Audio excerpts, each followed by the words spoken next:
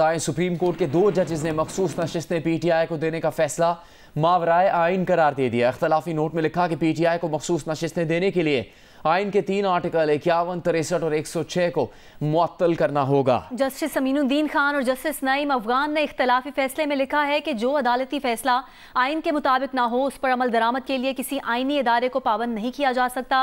अक्सरियती जजेस के तफसीली फैसले में ताखीर पर सवाल उठाते हुए इन 2 जजेस ने लिखा कि मुख्तसर फैसले को 15 दिन मुकम्मल हो चुके, इसलिए वो मुख्तसर फैसले पर ही अपनी राय दे रहे हैं।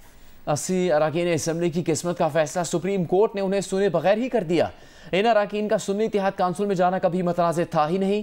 PTI को मखसूस नशिस्तें दी गई तो ये आइनी नहीं होगा बल्कि ऐसा रिलीफ होगा जिसे अदालत ने खुद तख्लीक किया है। 80 अरकान असम्बली अक्सरियती फैसले की वजह से अपना मौक़िफ़ बदलते हैं तो ये उनके अपने हल्फ की खिलाफ वर्जी होगी। वफाकी वज़ीर तवानाई अवैस लगारी ने IPPs के मामले पर हाफिज़ नईम को मुनाज़रे का चैलेंज दे दिया है। हमें वो माहिदा वो आज ओपन मुनाजरा कर लें, ग्रेट डिबेट कर लें, अपने साथ 4 इंजीनियर्स भी ले आए। मैं अकेला उनके साथ बात करने को तैयार हूँ। अगर मैं अगले हफ्ते अरेंज करूँ तो हाफिज साहब को मना लूँ तो आप तैयार हैं? सर जब मर्जी हाफिज साहब, मेरे ख्याल में हाफिज साहब उससे पहले रवाना हो जाएंगे यहाँ से। अच्छा, उसके साथ वो अच्छी खबरें कहीं ये ऐसा तो नहीं है कि आप लोगों की शे हासिल है इस धरने को? नहीं, हमारी शे हासिल। अभी आपको लिए चलते हैं। मेरे जमात इस्लामी पाकिस्तान हाफिज नईमुर रहमान रावलपिंडी में धरने से खिताब कर रहे हैं। नहीं करते, हम ये कहना चाहते हैं ये जो IPPs का धंधा है कि हम हजारों अरब रुपए पाकिस्तानी कौम वो पैसे अदा करे जो बिजली बनती ही नहीं है, ये काबिल कबूल नहीं है। ये मराहत जो इन्हें हासिल है ये मराहत इनको खत्म करनी पड़ेंगी। ये जो इनकी शाखर्चियां हैं इन्हें अपनी गाड़ियां छोटी करनी पड़ेंगी।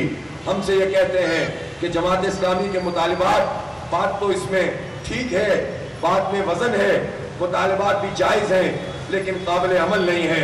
मैंने सुबह भी कहा था और अब भी कह रहा हूँ कि प्राइम मिनिस्टर साहब, अगर आप अपने सरकार के लोगों की गाड़ियाँ, फौज के अफसरों की गाड़ियाँ, अदलिया के जजेस की गाड़ियाँ, ब्यूरोक्रेट्स की गाड़ियाँ और जो आपके वज़रा और मुशीरों की गाड़ियाँ हैं, अगर इसको मैक्सिमम 1300 सीसी कर देंगे तो 1300 सीसी गाड़ी करने से क्या शहबाज शरीफ के प्लेटलेट्स में कोई कमी बातें हो जाएगी?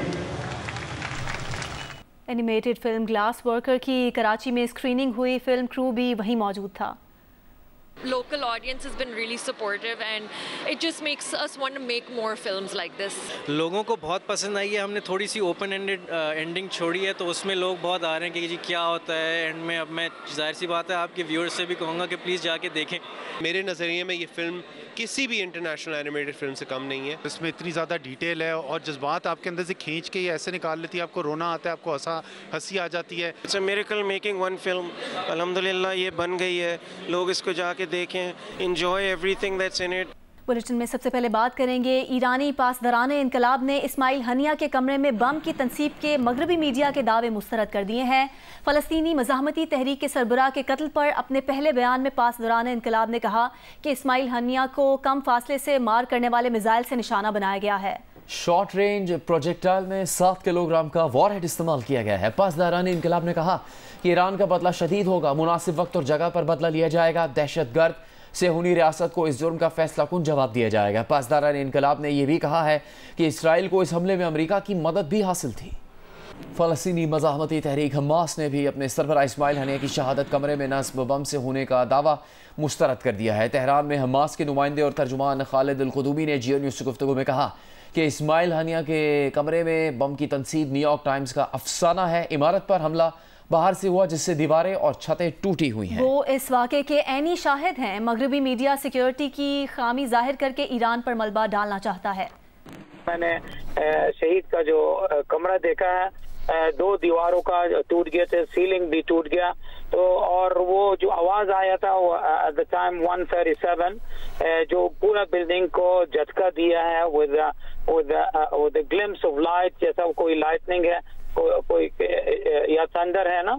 तो वो जब हमने देखा है कि वो it has showing that something from outside, एक चीज की जो बिल्डिंग से बाहर ही इसको अटैक किया है,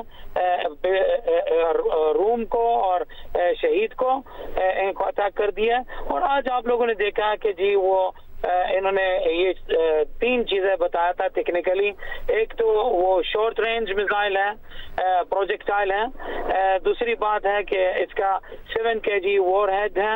ये कहा है कि जी वो आउटसाइड बिल्डिंग है, यानी that debunk the narrative of New York times, जो इन्होंने ये कहा था कि बम इसके बेड के नीचे।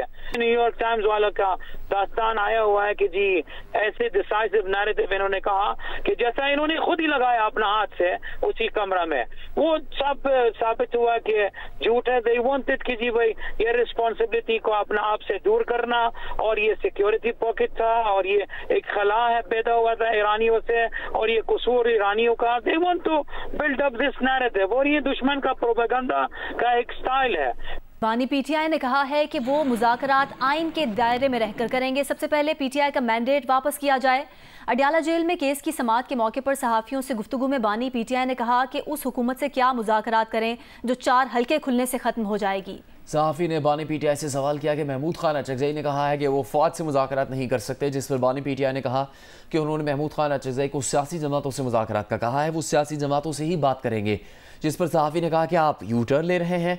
बानी पीटीआई ने जवाब दिया कि सबसे बड़ा यू टर्न वो है जिसने वोट को इज्जत दो का नारा लगाया और बूट को इज्जत दी। बानी पीटीआई ने शेर अफजल मरवत को पार्टी से निकालने के सवाल पर कहा कि वो शेर अफजल मरवत के मामले पर बाद में बात करेंगे।